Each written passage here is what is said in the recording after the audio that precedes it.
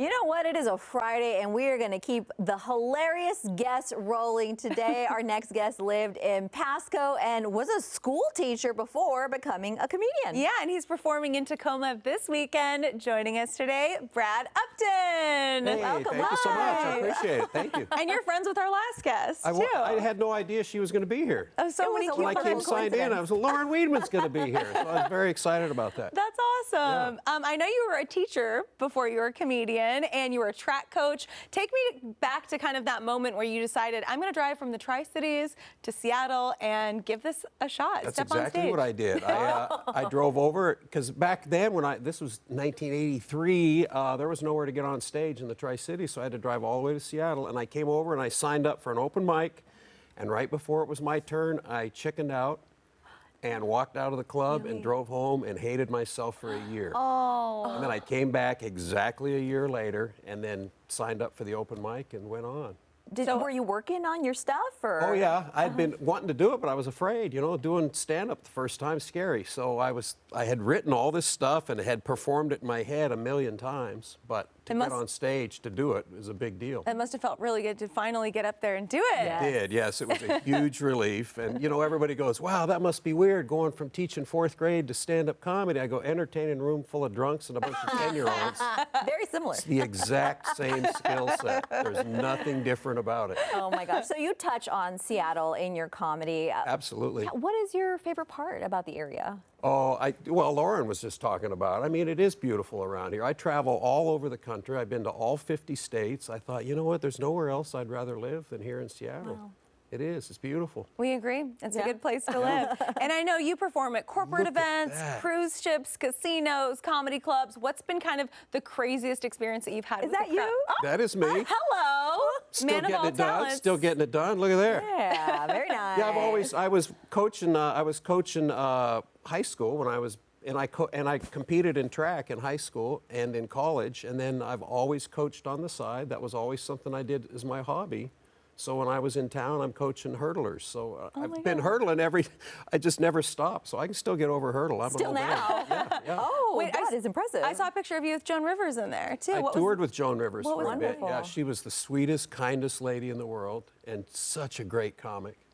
Oh, yeah, I miss her. Iconic. Yeah, Iconic. absolutely. What's the kind of the craziest experience you've ever had with a crowd? Ooh, that's a good one. I've never been attacked on stage, which is nice. I've had a couple people come up on stage. Nobody gotten violent with me. Probably just the worst gigs. That's what everyone always wants to know about, the worst gigs. And it's just little tiny bars up in Alberta and Saskatchewan. Because at the beginning, you're not as good and as confident, but those are the gigs you get. So you get thrown into those with all the locals that don't want you there anyway, because they just turned off the hockey game for the comedy show, and then it's just...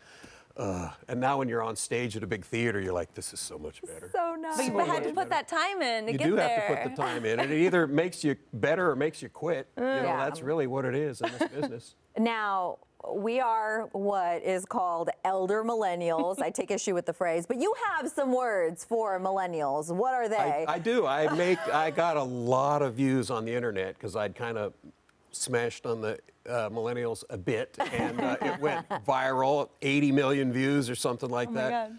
But I'm as bad as they are. I made fun of them in their phones too. But I'll tell you what, right now, boomers are the worst about their FaceTiming in public. And I'm going after the boomers right now for the FaceTiming. It's like, stop it. You got to get that framing right, too. Nobody wants to hear your phone call. When we were younger, we had phone booths, and it was because phone conversations were supposed to be private. So I don't know why boomers are so bad. They just yell at their phones. I'm like, oh. I was in the Alaska Lounge in the airport the other day, a couple of weeks ago. I literally went over and talked, and I stood there, I go, oh my God. everybody was like, as I walked away, I went over, I said something to somebody. Yes. Stop it. Is there any other airplane etiquette that bothers you? We were just talking about this earlier. What's like your pet peeve when you're on an airplane? But no, everybody wears a backpack, and none of them understand they're smacking everybody. They don't understand it. Yeah. And I always take the aisle seat. Always, I like the aisle seat, and it's just... So you get smacked around a little bit. They walk past, they don't understand it. Or just putting stuff, they always tell you to, put one thing above and one under the seat. Everybody puts two above. Right. That is And it makes frustrating. it's like everybody's selfish. Yeah. They really are. People are selfish. It's like the Hunger Games out there. Yeah, exactly what it is. Who were some of the comics that you looked up to when you were younger and you were just starting out? Anybody that was on The Tonight Show back when I was younger. And the first guy I ever saw live in my life was George Carlin here in Seattle at the Paramount Theater when I was 15 years old. And I think that probably made me, I mean, really, I remember sitting in the Paramount Theater, and before the show started, there was just a stool and a microphone, and I thought, he's just going to entertain this whole audience with nothing but a microphone. Wow. It's just amazing to me. And I think that's might have been what lit the fire in me. And then I got to perform at the Paramount several years later in that same stage. How's that for a full circle moment? That was a big deal, and it's still one of the Beautiful. coolest things on stage, because I walked out and I went, I'm right where George Carlin was, and I kept looking over in the audience, kind of where I'd been sitting. And maybe so the cool. next comedian is Who sitting knows? right Yeah, there. absolutely. Yeah, Wow, beautiful. thinking that now. at your show. Yeah. Now your shows are mostly sold out, but if people want to watch you, what can they do? I have a show. I have two shows tonight in Tacoma, and the late show at 10:15, Tacoma Comedy Club. If they just go to that website, they can get tickets. But the earlier one's sold out, and then both shows tomorrow are sold out. So I would go see Lauren Weedman.